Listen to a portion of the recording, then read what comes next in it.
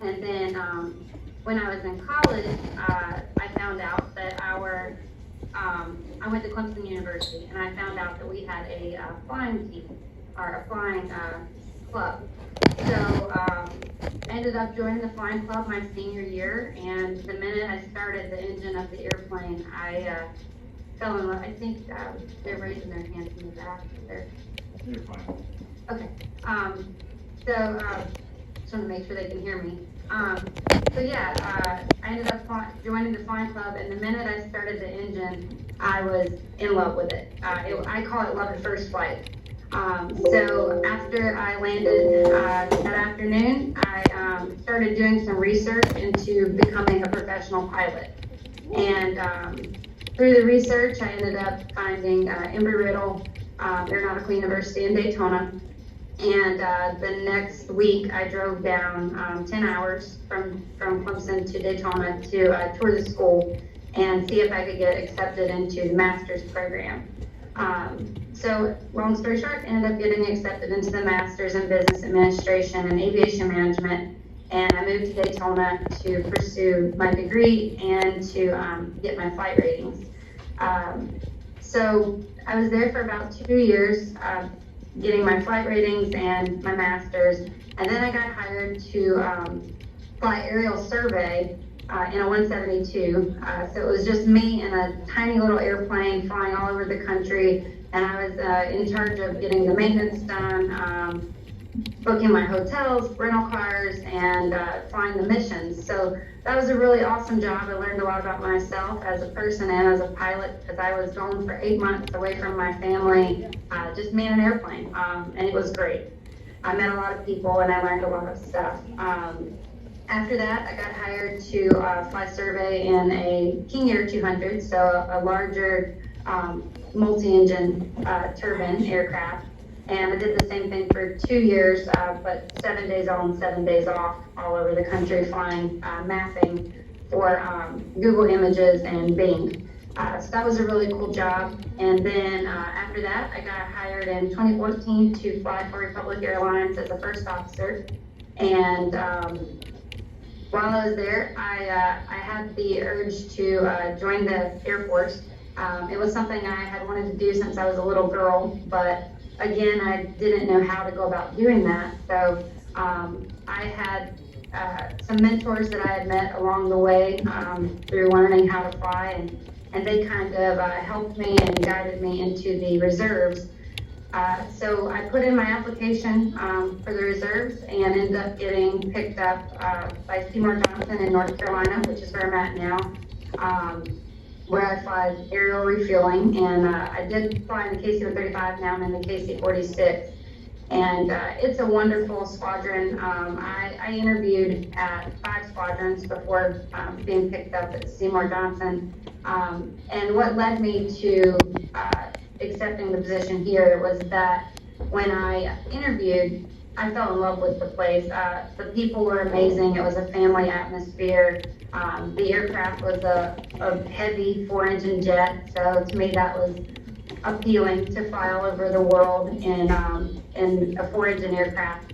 So ended up doing that, and I've been here for 5 years now. Recently transitioned to the KC-46, which I love. And I also upgraded to captain at Republic Airways, where I've been there for 8 years now. And I love that job as well. So the reserve is kind of the best of both worlds. I get to have my civilian airline career plus my Air Force career, which is just a really good deal, a lot of job security. And I get to do really cool things in aircraft that people don't get to do in the civilian world. I get to do that in the military, and I get to travel the world that way as well.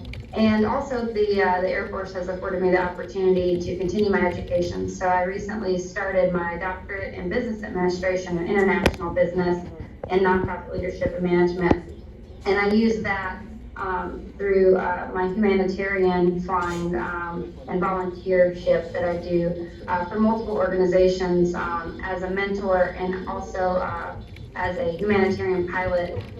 Currently, I am the strategic operations leader for a charity called Wings of Hope in St. Louis, Missouri. Right now we have aircraft in 10 different countries where we are flying doctors and medical supplies into very remote locations to perform medical brigades and surgeries for very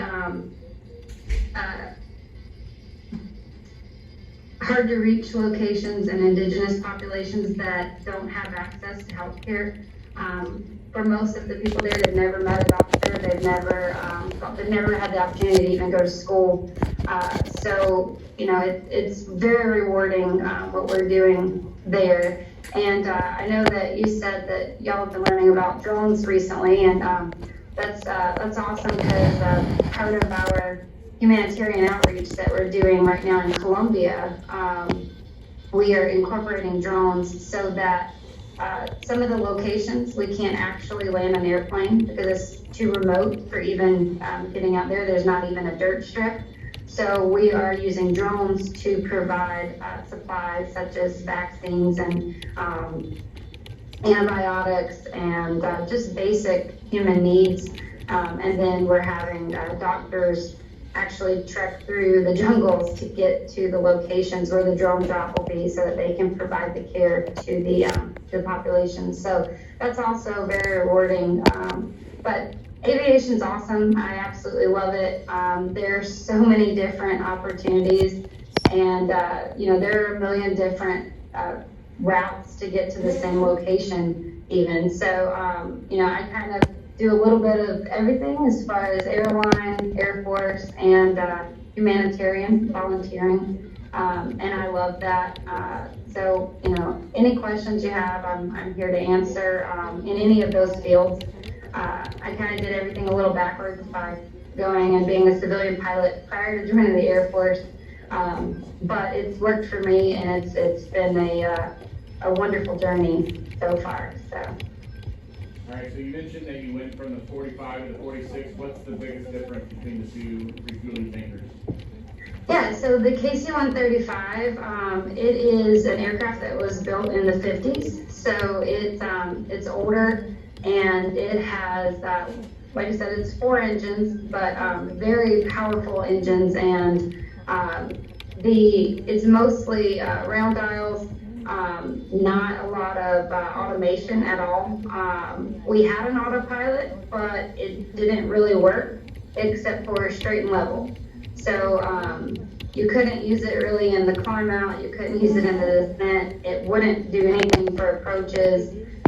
So mainly just straight and level. And when you were refueling other aircraft, so when another airplane comes in behind you, they have a bow wave that pushes your aircraft around, the front aircraft. So a lot of times when we would be refueling heavier aircraft in the KC-135, the bow wave would push the tail up, and which would cause the autopilot to push down, and it would disconnect our autopilot. So we always had to be incredibly vigilant and ready to take over the aircraft when it would do that, and sometimes it'd be pretty abrupt and could cause some dangerous situations. But it was an amazing airplane. It was all fly by cable, so you have to really manhandle it to fly it well. And then now with the KC-46, it's completely different. It's highly automated. We have auto throttles and autopilot that works very well. And even when you're flying, since it's fly-by-wire, instead of having to manhandle it, you barely fly. I mean, it's with your fingertips. So, you know, it's a lot more comfortable than aircraft. You don't get as fatigued during long missions. But I do miss the KC-135 because there's just something amazing about flying an aircraft that has been through, you know, every war since it was made, and just, you know, such a workhorse. And it's like a flying museum, you know, thinking of all the stories it's been through, and if it could talk. So it's kind of, I'm excited that I've had the opportunity to do both, because I got to fly, you know, one of our older well tried aircraft, and then now the newest aircraft with the next generation technology. So it's a pretty cool experience. And we have a refueling wing here at MacDill in Tampa, which is just about 45 minutes from here. And with the Flyfighter 24, we often see them landing. I mean, they go all the way up to North Carolina, and then sometimes out to Ohio, we see them. So that's really cool. Yeah, our local sorties, I mean, it's kind of funny because we'll say, oh yeah, we have a local today, but our local could be to fly all the way to Hawaii and back. It just means that we're taking off from one location